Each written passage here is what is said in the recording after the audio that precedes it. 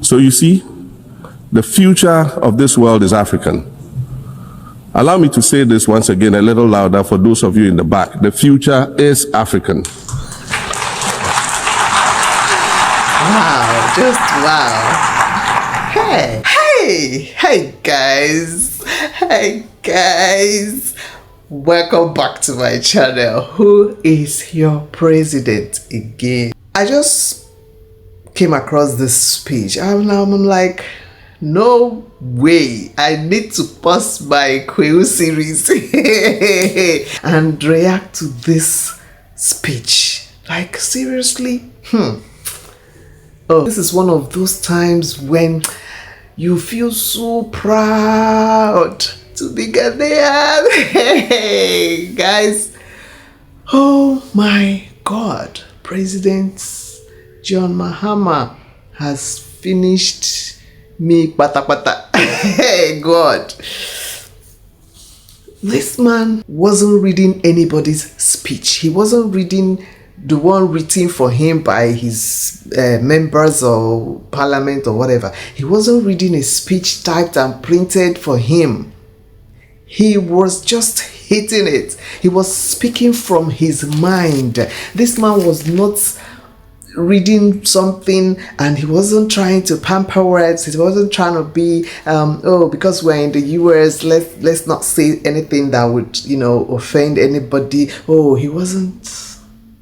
This man was speaking not just for Ghana. He was speaking for the whole of Africa. Hey, my president. Oh God, Charlie. I am so proud of this man. You people will not understand. I remember some people's presidents go they read the speech no way they type give them, and you can't even watch it to the end. You can't even listen to the end. In fact, the people where they the same space with him go come out headphone, they press phone. Like, you can't even understand anything he is saying. But Charlie, this President Mahama's speech, I don't watch him, rewatch him, overwatch him, post-watch him. I've watched it, sir. First time I'm repeating one particular video speech over and over and over again, and I don't get tired of watching it. I don't get tired of listening to him talk about eloquence, promise. This man is so eloquent, Charlie. Hey, Ghanaians, so we are super blessed. Woo, guys. This man touched all the corners where nobody won't touch. All the parts where all those zombies where they form African leaders. All the parts no where they fear to touch, make IMF no stop, they give them loan.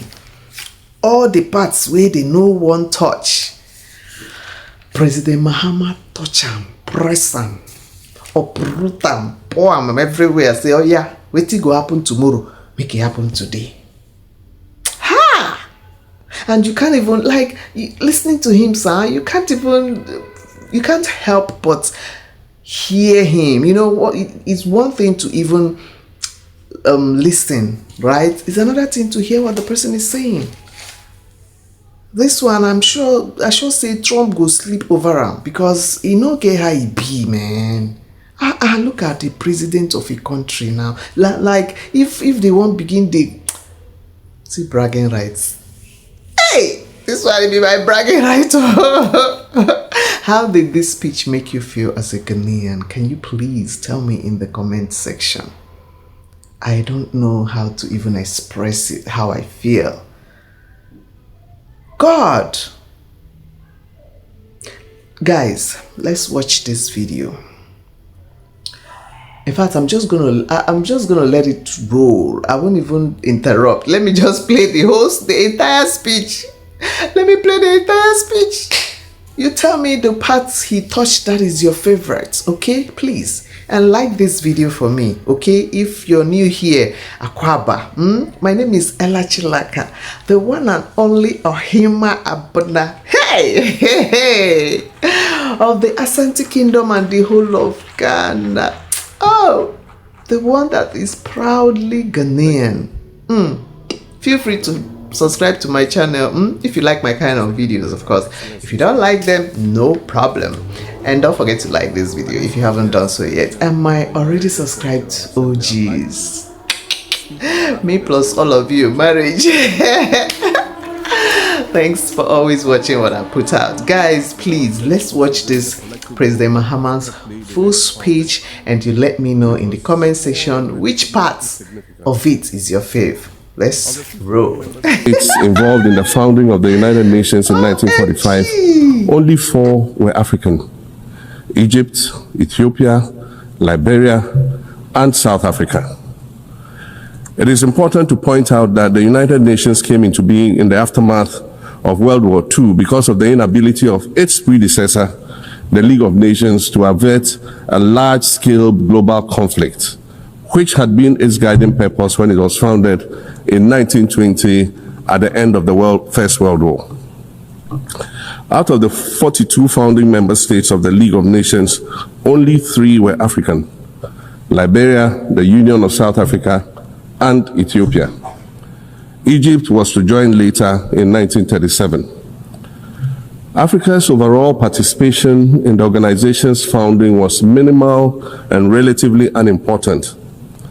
That's because before all the other talks and meetings, representatives from a group of 14 nations gathered in Berlin for a series of discussions that began in 1884 and which led to the partitioning and formal colonization of the African continent, which is also called the Scramble for Africa. It has famously been written that past is prologue. Well, in the past, the majority of the 54 nations that now comprise Africa were never offered a seat at the table where plans for a new world order were being drawn.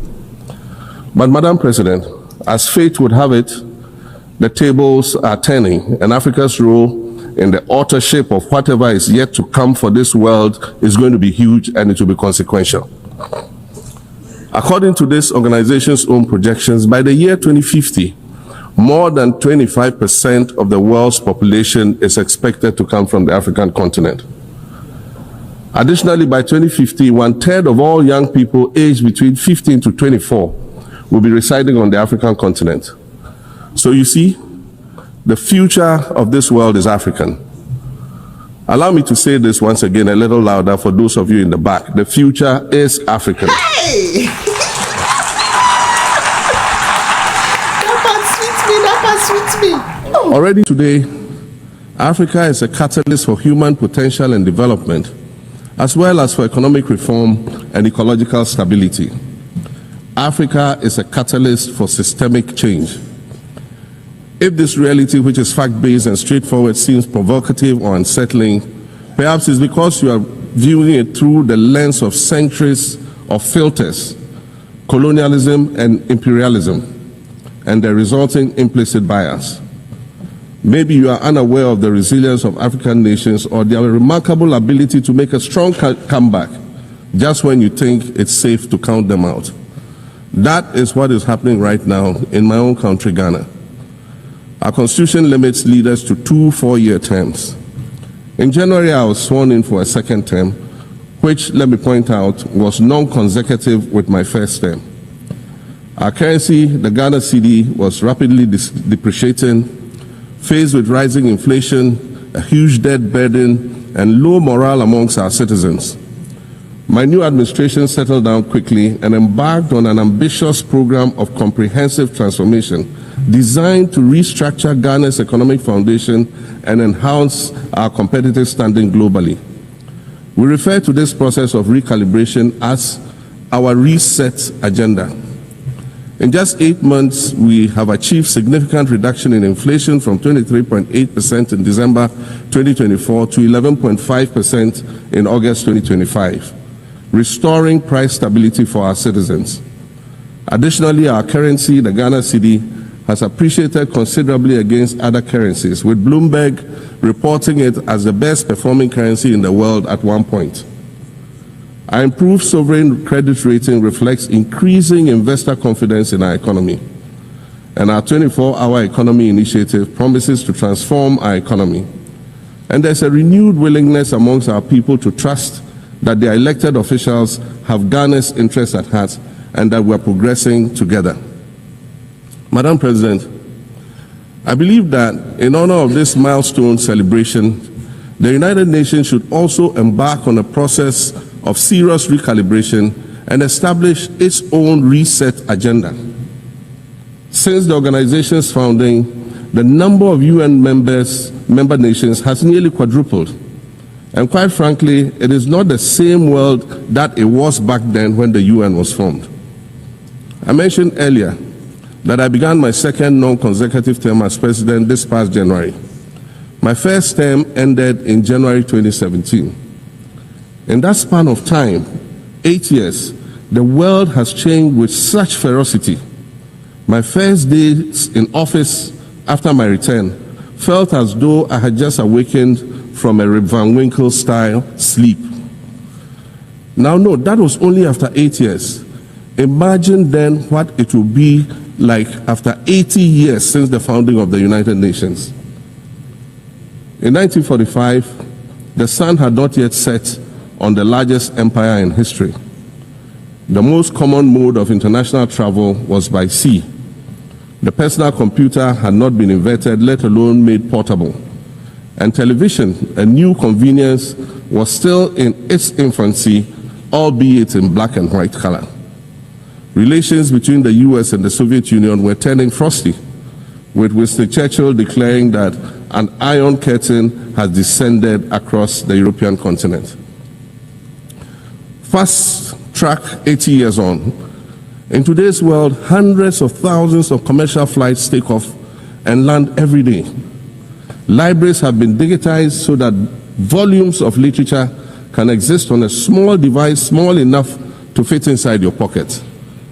We live in a world of cryptocurrency, artificial intelligence, social media, the internet and its dark hidden dungeon of the dark web, all of which carry a potential threat to global peace and security.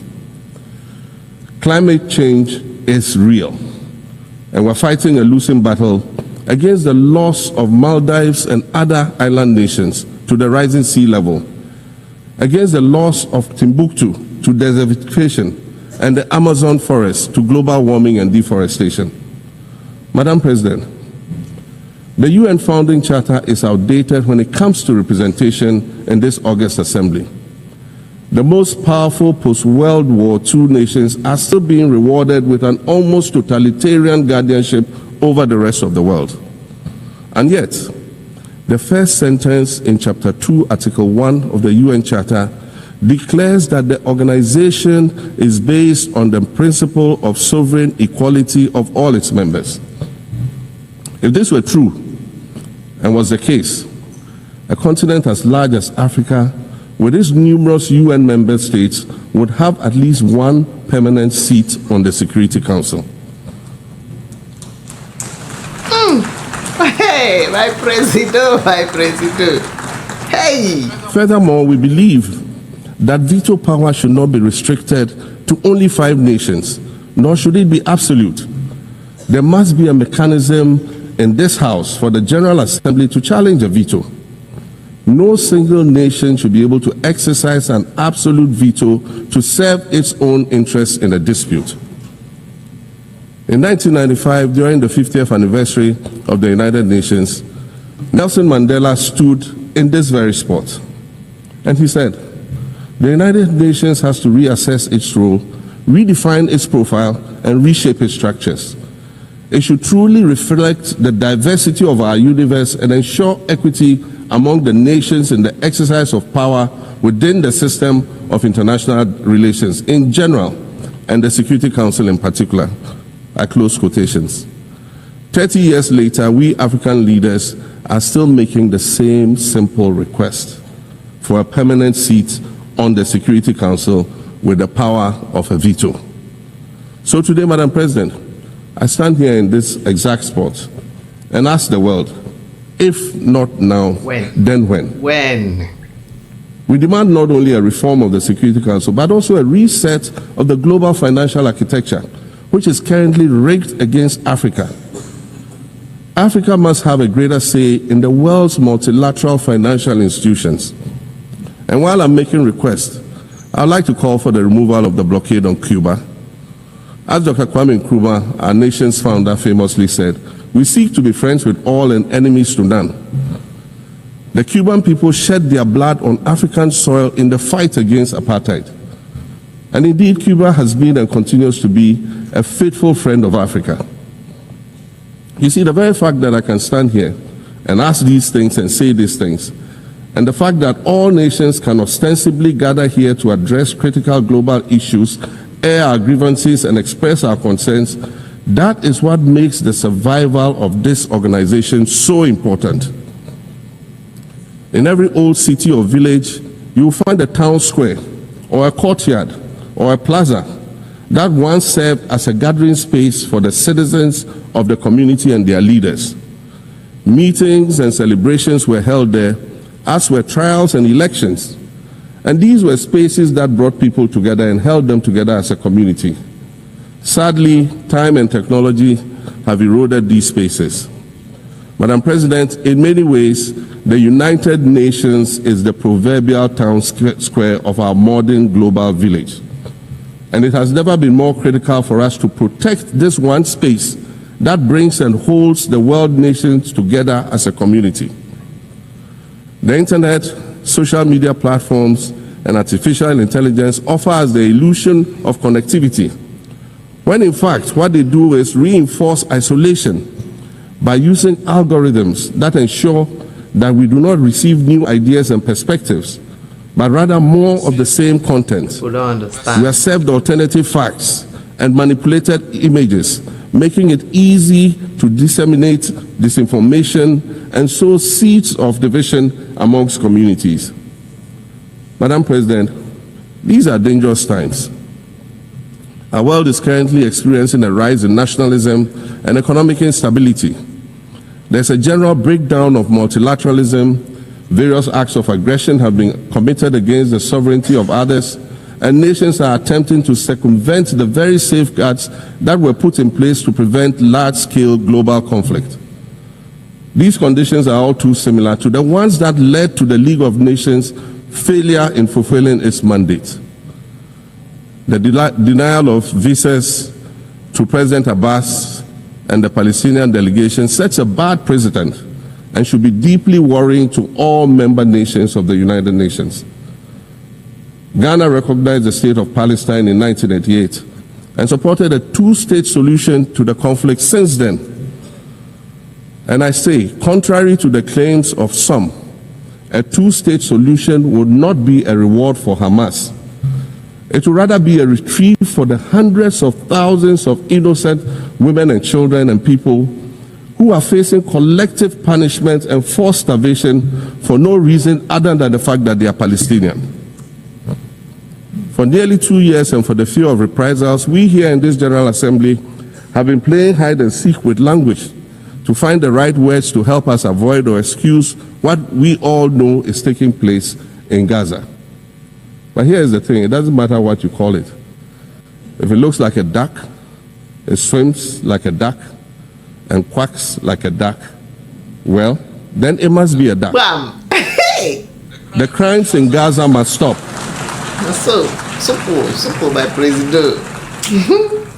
The crimes in Gaza must stop. Be so proud. Be like, Madam President, I also want to draw particular attention to the conflict in Sudan, which this body has described as the world's largest humanitarian crisis. 12 million people have had to flee their homes. And when we speak of migration, we refer to the 12 million new Sudanese refugees, whom we as a global community should be willing to assist in much the same way that many member nations readily assisted new refugees coming out of Ukraine. Let's dispense with the euphemisms and dog whistles and speak frankly. It is not a mystery that when leaders of Western nations complain of their migration problems, they are often referring to immigrants from the global south. But many of those immigrants are climate refugees, And interestingly, the global north emits 75% more greenhouse gases than the global south.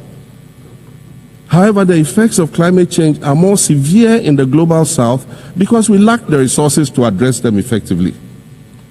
And so when the desert encroaches on our villages and towns and they become unlivable, we are forced to flee. Wasan Shiri, a Somali-born prophet, a Somali British poet born in Kenya to Somalian refugee parents, was London's first youth poet laureate. She writes in her poem titled Home. And it says, you have to understand that no one puts their children in a boat unless the water is safer than the land. No one bends their palms under trains beneath carriages. No one spends days and nights in the stomach of a truck feeding on newspaper unless the miles traveled mean something more than just a journey. Madam President, we cannot normalize cruelty. We cannot normalize hatred. We cannot normalize xenophobia and racism. If we're going to tell a story, let's not tell its slant. Let's tell all the truth. When we speak of migrants, we speak of Mami Ewusi Mensah Frimpong, a judge on the U.S. District Court for the Central District of California. She's the first black female judge on any of California's 4 federal district courts. She was born here in America to immigrant parents from Ghana.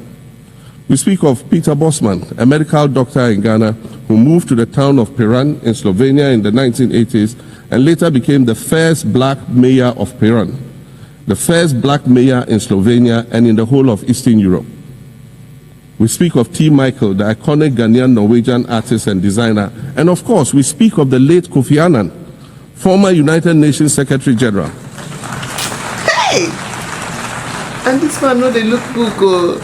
He's former United Nations Secretary General and Nobel Peace Prize recipient, who was born in Ghana but spent his adulthood in various places in America and Europe. These are people who have brought great distinction to the countries that they decided to call home. Just as the migrants and the children of migrants before them did, I dare say these are not invaders. These are not criminals. Madam President, the slave trade must be recognized as the greatest crime against humanity. As the African champion on reparations, Ghana intends to introduce a motion in this August body to that effect. More than 12.5 million Africans were forcibly taken against their will and transported to create wealth for the powerful Western nations. We must demand reparations for the enslavement of our people and the colonization of our land that resulted in the theft of our natural resources, as well as the looting of artifacts and other items of cultural heritage that have yet to be returned in total. We recognize the value of our land and the value of our lives, as did our colonizers, as well as the governments that happily paid reparations to former slave owners as compensation for the loss of their property, in quotes. And that property for which they received compensation was paid referred to enslaved people who had been freed. Madam President, an increasingly insecure world is witnessing upward spending on defense budgets of bilateral partners and steep cuts in official development assistance. Since July 2024, it is estimated that there's been a 40% drop in humanitarian aid globally. In this era of global uncertainty, Africa must exercise sovereignty over its natural resources to raise the necessary funds to ensure the well-being of its citizens. They always want to hear that one. The days of parceling out vast concession areas to foreign interests for exploitation must come to an end. We'll continue to welcome foreign investment, but we must negotiate better for a bigger share of the natural resources that belong to us. And we must insist on value addition to these resources. We're tired of the continued image of poverty-stricken, disease-ridden rural communities living at the periphery of huge foreign-controlled natural resource concession areas. We're tired of having people extract the most they can from us and in return offer us the very least by way of respect, consideration, and dignity.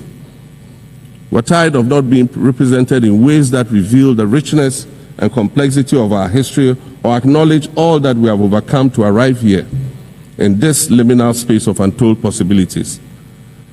Allow me to echo the Indian-American writer Arundhati Roy, who wrote, "Another world is not only possible, she is on her way. On a quiet day, I can hear her briefing." I want to add that for the sake of Africa, and quite selfishly for the sake of my 18-year-old daughter, I hope that this new world that is arriving is a place of safety and equality for women and girls. To succeed, we must empower everyone, including women and girls, to reach their full potential. In closing, Madam President, I'd like to congratulate you on your election to preside over this historic 80th General Assembly and on being the 5th woman to hold this distinction. I'd also like to congratulate Her Excellency Nana Jane Opoku-Agyeman on being the first woman Vice President of Ghana.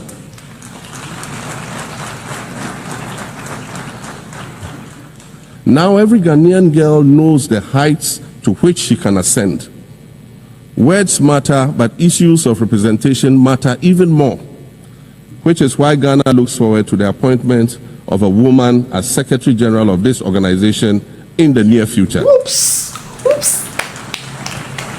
Madam President, Your Excellencies, I thank you for your kind attention. Hey, my president, my president. Hey, nothing to add. I don't want to say pim. In fact, I don't want to say pakam.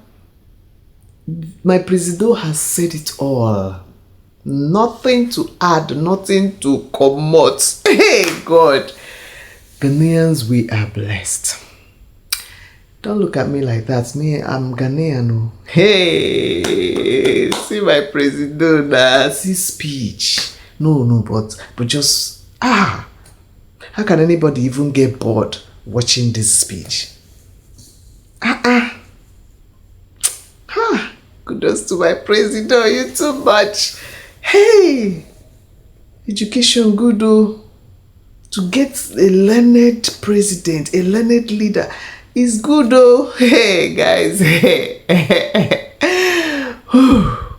when shall it become that some presidents of some countries can make speech and people can get addicted to watching the speech? Look at how this man pointed out every corner of all the problems the whole of Africa they encounter, even touch the ones wey no be Africa. God bless President John Mahama. God bless my motherland, Ghana. And I hope that the UN puts into consideration everything he has said. It's one thing for him to say these things.